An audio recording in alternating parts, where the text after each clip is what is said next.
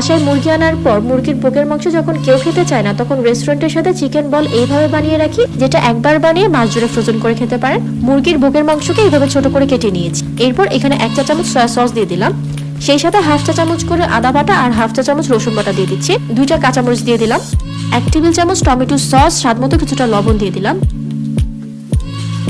এরপর এখানে ব্রেড দিয়ে 1 টেবিল চামচ দিয়ে দিচ্ছি কর্নফ্লাওয়ার, গোলমরিচ গুঁড়া দিয়ে দিচ্ছি 1 চা চামচ। এখন সবকিছুকে একটি ব্লেন্ডারে নিয়ে আমি ভালো করে ব্লেন্ড করে নেব। রেসিপিটা কে কোথা থেকে দেখছেন কমেন্ট করে কিন্তু আমাকে অবশ্যই জানাবেন।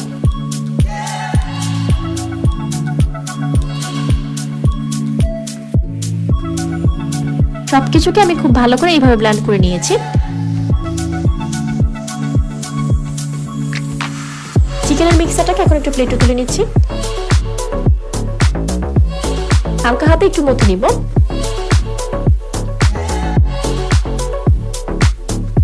এখন 2 হাতে ভালো করে তেল মাখিয়ে নিয়ে ছোট ছোট বল করে নিচ্ছি। আর বলে কোনো প্রকার ফাটল যাতে না থাকে সেটা কিন্তু অবশ্যই খেয়াল রাখতে হবে। এইভাবে স্মুথ করে বল বানিয়ে নিতে হবে। সবগুলো চিকেন বল বানিয়ে নিয়েছি।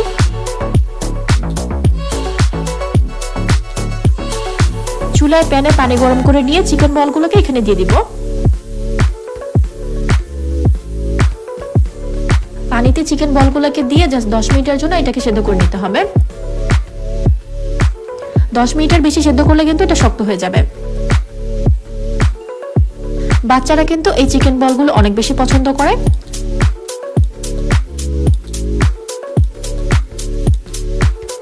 চিকেন বলগুলোকে 10 মিনিট সিদ্ধ করে নেওয়ার পর আমি এখানে পানি ঝরিয়ে তারপর তুলে নিচ্ছি।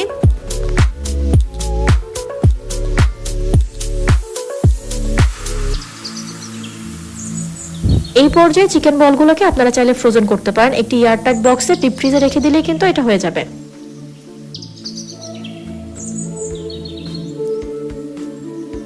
আমি কয়েকটা চিকেন বল এখানে ভেজে নিচ্ছি। চুলায় সামান্য তেল গরম করে এখন চিকেন বলগুলোকে ভেজে নিব। চিকেন বলগুলোকে কিন্তু ডুবো তেলেও ভাজা যায়, তবে আমি অল্প তেলে এটাকে ভেজে নিচ্ছি।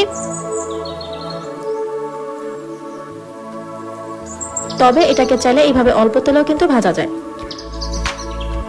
বলগুলোকে ভালো করে নেড়েচেড়ে আমি ভেজে নিচ্ছি। ভাজা হয়ে গিয়েছে, এখন এটাকে আমি তুলে নিব। এখন একটা বল আমি আপনাদেরকে কেটে দেখাচ্ছি। আপনারা নিশ্চয়ই দেখে বুঝতে পারছেন এটা কতটা পারফেক্ট হয়েছে।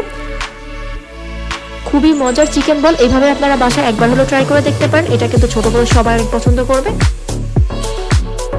রেসিপিটা ভালো লাগলে প্লিজ একটা শেয়ার করে দিবেন। এমন আরো অনেক রেসিপি পেতে আমাদের ফেসবুক পেজটা ফলো করে রাখতে পারেন।